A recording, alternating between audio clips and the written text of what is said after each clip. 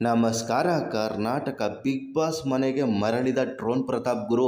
ಆ ಒಂದು ಪ್ರೋಮೋ ನೋಡಿ ನನಗಂತೂ ಸಿಕ್ಕಾಪಟ್ಟೆ ಖುಷಿ ಆಗೋಯ್ತು.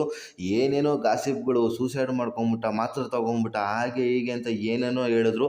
ಅದಕ್ಕೆ ಬಿಗ್ ಬಾಸ್ ಅವರು ಕರೆಕ್ಟಾಗಿ ಟ್ವಿಸ್ಟ್ ಕೊಟ್ಟು ಇವತ್ತು ಬಿಗ್ ಬಾಸ್ ಮನೆಗೆ ಮರಳಿದ್ದಾರೆ ಡ್ರೋನ್ ಪ್ರತಾಪ್ ಅವರು. ಆ ಒಂದು ಪ್ರೋಮೋ ನೋಡಿ ನನಗಂತೂ ಸಿಕ್ಕಾಪಟ್ಟೆ ಖುಷಿ ಆಗೋಯ್ತು ಗುರು. ಏನೇನೋ ಜೀವನದಲ್ಲಿ ಕಷ್ಟ ಬರುತ್ತೆ, ಯಾರೋ ಒಬ್ಬ ಸ್ವಾಮೀಜಿ ಕೂತ್ಕೊಂಡು ಕಥೆ ಹೇಳ್ದ ಅಂತ ಇಷ್ಟೆಲ್ಲ ತಲೆ ಕೆಡ್ಸ್ಕೊಳಕ್ಕೆ ಹೋಗ್ಬಾರ್ದು ಗುರು. ಇನ್ಮೇಲೆ ನಿನ್ನ ಆಟ ನೀನಾಡು. ನಿನಗೆ ಸಪೋರ್ಟ್ ಮಾಡೋರು ಜನ ಸಾವಿರಾರು ಜನ ಇಲ್ಲಿದ್ದಾರೆ, ನಿನಗೆ ಓಟ್ ಹಾಕೋರು ತುಂಬ ಜನ ಇದ್ದಾರೆ. ಅದ್ರ ಬಗ್ಗೆ ಎಲ್ಲ ತಲೆ ಕೆಡ್ಸ್ಕೊಂಬೇಡ ಗುರು. ಇನ್ಮೇಲೆ ಆರಾಮಾಗಿರು.